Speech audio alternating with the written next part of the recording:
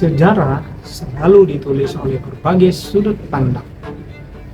Salah satunya adalah peristiwa Rengas Dengklok. Banyak buku sejarah dan berbagai video YouTube menyebutnya sebagai penculikan. Namun ada juga yang melihatnya sebagai langkah pengamanan tokoh proklamasi dari ancaman Jepang. Pertanyaannya, narasi mana yang sebenarnya mendekati kenyataan? Apakah benar Soekarno dan Hatta diculik oleh para pemuda? Atau justru mereka diselamatkan demi menjaga momentum kemerdekaan Indonesia pada masa itu? Saya Gabriel J. Febrian Sinorat dari Regular C 2023. Dalam video ini kita akan mendekonstruksikan narasi sejarah tentang Rengas Dengklok untuk menguji kembali bagaimana sejarah itu dibentuk, siapa yang berperan dalam membentuk, dan apa makna perbedaan narasi ini bagi kita hari ini. Mari kita mulai. Itu tuh peristiwa di mana golongan muda nyulik Soekarno-Hatta untuk memaksa mereka proklamasi secepatnya. Penculikan Soekarno dan Hatta yang dilakukan oleh beberapa pemuda. Kemudian mereka seperti bukan memaksa sih, tapi lebih memprovok supaya mempercepat pengumuman kemerdekaan. Peristiwa di mana Soekarno dan Hatta diculik. Mereka dibawa ke daerah Rengas Dengklok. Kalau kita lihat, banyak sumber menarasikan peristiwa ini sebagai penculikan. Misalnya cuplikan dari Story.id, jelas menggunakan istilah nyulik Soekarno-Hatta. Tidak hanya video, tapi juga media besar seperti Tempo dan Kompas menuliskan kata penculikan. Narasi ini sudah begitu kuat melekat di masyarakat. Namun, Muhammad Satta sendiri dalam bukunya Sekitar Proklamasi meluruskan banyak cerita soal Rengas Dengklok itu sebenarnya penuh khayal. Tidak ada pemaksaan dengan dorongan senjata, tidak ada drama penculikan seperti di film.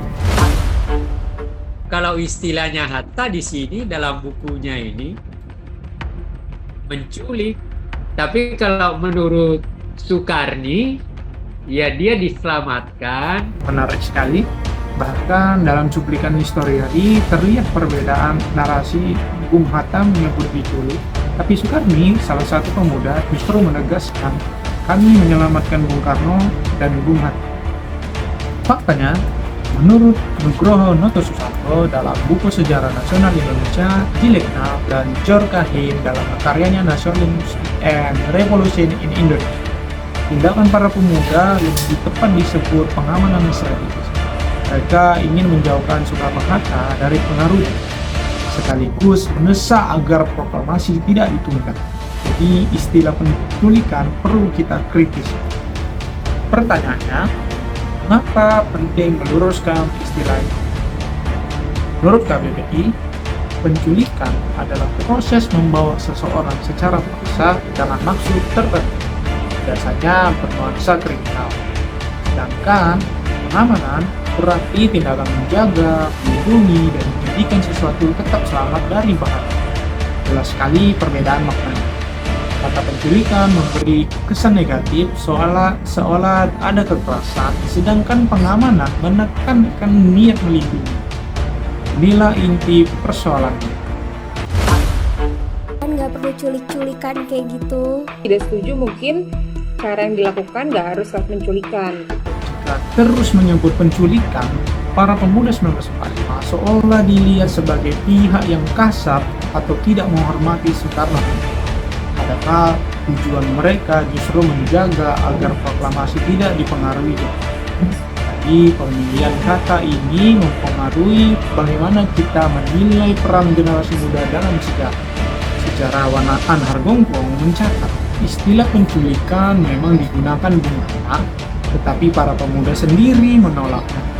Seperti kata Soekarno, kami tidak mau menculik, kami mau menyelamatkan Bung Karno dan Bung Hatta. Artinya, istiwa Rengas Dengklok lebih tepat disebut pengamanan strategis politik. kita agar proklamasi benar-benar lahir dari bangsa sendiri, bukan dari bayang-bayang Jepang. Jadi, meluruskan istilah ini bukan sekedar soal akademis, tapi juga soal penghargaan. Dengan bahasa yang tepat, kita melihat pemuda bukan sebagai penculik, tapi sebagai pengaman, visioner, dan pemberani yang mempercepat lahirnya republik.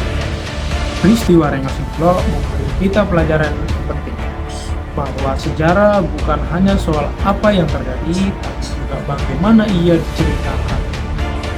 Satu istilah yang keliru dapat melahirkan kesan yang salah, bahkan bisa menyesatkan kita menilai tokoh serta generasi yang berjuang. Peristiwa Rengas Dengklok memberi kita pelajaran penting bahwa sejarah bukan hanya soal apa yang terjadi, tapi bagaimana ia diceritakan. Satu istilah yang keliru dapat melahirkan kesan yang salah, bahkan bisa menyesatkan cara kita menilai tokoh serta generasi yang berjuang. Teruskan narasi berarti menjaga kebenaran sejarah.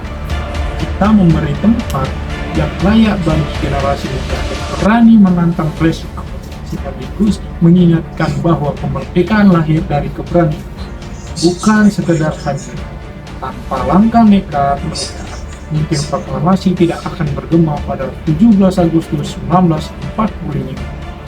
Saya, Gabriel Joy Febrian Sinurat, berterima kasih sudah menonton. Sampai jumpa di video sejarah berikutnya.